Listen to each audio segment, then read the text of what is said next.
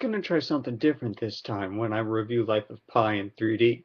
I'm actually gonna do the video review before I write the text review, just so I'm not seeming scripted. So here we go. First of all, I'm gonna go into stuff that's not spoilers. It was a very interesting movie, and when they say it's the next Avatar, it's not that good, but it's very similar to Avatar and the whole fantasy cultural thing. As far as 3D quality goes, I was actually amazed. The 3D was really good.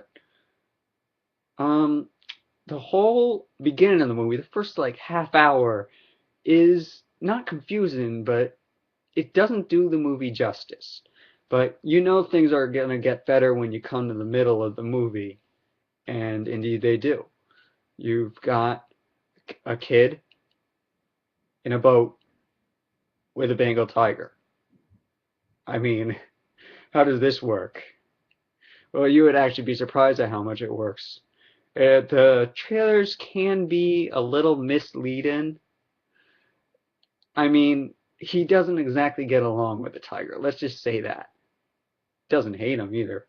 Um, but Tiger does, as the many of the previews show and the short synopsises say, does help him build character.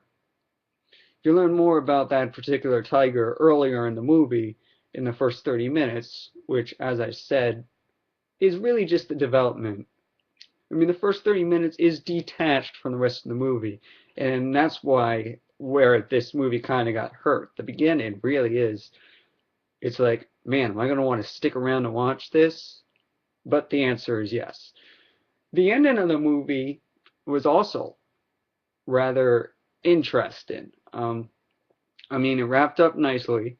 I can't. It wasn't nearly as bad as the beginning was, so it was good. Now, there's something else about this movie though, and it's actually told as a story. It's told by a narrator, and the narrator is the guy who is in the boat with the tiger, all grown up. So, let's see, what else can I say without spoilers? I want to say a couple more things without spoilers though. It's very interesting because you've got this older guy telling the story of when he was younger, and how it all wraps up is very nicely. I can't tell you how it wraps up without doing spoilers. So, like I said, 3D quality is good. Definitely worth seeing it in 3D. Oh yeah, that's the one other thing I was going to say before spoilers. There are two moments in this movie where it goes from your standard widescreen to one moment where it goes to the very very wide screen instead of like the big widescreen you see on most TVs. It goes very very wide with the black bars. Some people call it letterbox, other people call it anamorphic. Then there's another section where it goes to full screen, even if it's in a widescreen theater. Both those sections are brief. The majority of the movie is in standard widescreen. So I was actually really, it was really funny. And when it was in those two modes, the 3D is pretty much not there. So now I'm going to go into a couple of spoilers. So I'm going to start off lightly with the spoilers, and I'm going to go a little heavier into the spoilers. First, going lightly into the spoilers. You know, you've got this guy telling the story. First, we'll start at the beginning. You know, you've got a kid who wants to meet this tiger. His parents run a zoo. He wants to get up and close this tiger, this Bengal tiger they have, and to teach him a lesson that the tiger is very dangerous and should not be toyed around with. You know, the father has him watch the tiger kill and what I think is an antelope. I'm not sure what animal that is, but it's very small, like an antelope or a deer. Anyway, that's how the story starts building. It actually starts with the story beginning how he says he discovers God through three different religions. Hinduism, I hope Hinduism is the right word. He discovers the Hindu God, he discovers Allah, and and he discovers God, the Christian God. So, and then that's when his dad comes in to say, it can't be three religions, but all he cares about is God. I was surprised about that in this movie, and that gave this movie a whole depth, and that started its cultural thing, and that's when I was like, oh, we've got AY here. Now I see why Tyne said that this is like Avatar. Moving a little on, there's his family boards a boat to Canada, not America, Canada, and most of the animals die, including three that actually get on the boat with him and die.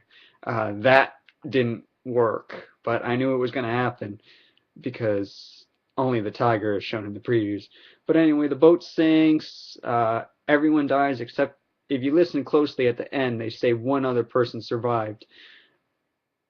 And you've got him falling in the water, him praying to God that he'll like survive, keeping the tiger away, ends up letting onto the boat three other animals. Well, actually, letting two animals onto the boat. One of them turns out to be hidden under the tarp, as well as the tiger, as you later learn. So really, two animals under the tarp.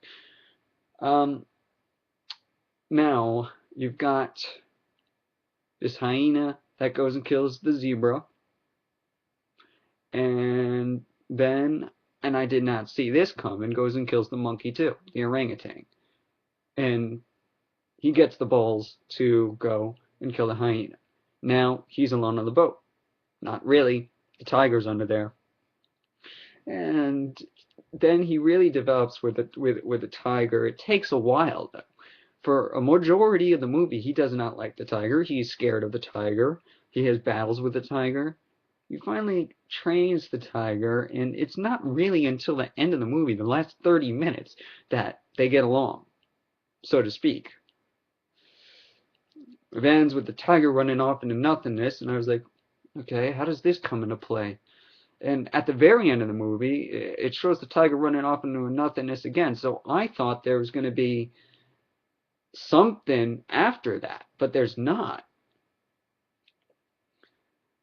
It ends with him telling some of the Japanese boat executives also, his storytelling ends with him telling the Japanese executives like of the boat company just how it happened, and they don't believe him. Then something interesting happens.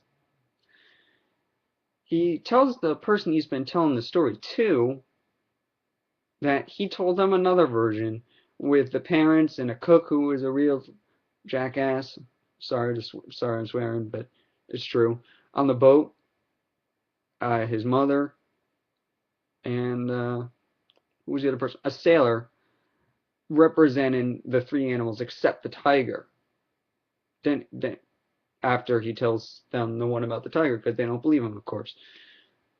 When he talks to the guy he's telling the story to, he asks the interesting question, now which version of my story do you like better? The guy looks like this, and then he goes, the one with the tiger. And he said, you chose pretty much right, because the one with the tiger is the one with God. Now, this is big for me, because I'm actually a Christian, so I'm really into this stuff. And it was interesting, because you got this tiger, who's basically Aslan, if I should say so. There's much more conflict between this tiger and the main character. He even gives him a name, though, the tiger, later on in the movie as they start getting along. All in all, it was complex. There were moments where this movie was very artsy. Very, very artsy, as a matter of fact. Like I said, the 3D was good, and it did help these artsy parts. At other moments, it was just too artsy. Like, hard to follow. As far as sound goes, It was amazing. Great music. Should have been a little more music, but the music that they had was good. Um, they really didn't need the first 30 minutes of this movie. They could have easily made this a 90-minute movie instead of a 2-hour movie. Um, the ending is worth it, though. The ending is much more modern. The beginning is set in the past, as you would expect. I really don't think I can say anything more about this movie, except as far as comparison to Avatar goes, you've got a conflicted character, right? You've got some type of god figure in here. You've got, you don't have a woman, not like Nateri. Don't want to give away too much stuff about Avatar for those people who haven't seen it. And if you haven't seen Avatar, you gotta see that, then see this. Or if you've seen this, you gotta see Avatar, because Avatar is pretty much this on steroids. Because who doesn't love a James Cameron movie? Titanic, anyone? Well, I'm going to call it for that review and go write my text review. I think this was very good because I got to go totally free. I know I paused for a second, but that was because I was thinking. I was thinking of what to say. So I think from now on, I know this was extremely long, but that's because it was a detailed review. I'm actually think that from now on, I am going to do my video review first. Then I will do my text reviews. That way I know what I already said, and I know to avoid a scripted thing, because I'm not a scripted person, as you can tell. I feel much more comfortable doing this. So no more scripted video reviews. They're going to be just like this. Next movie is The Hobbit. IMAX experience, 3D.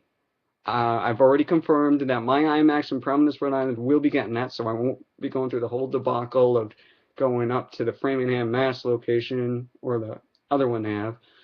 I'm going to the Providence, Rhode Island one. And you should be looking for that review next week.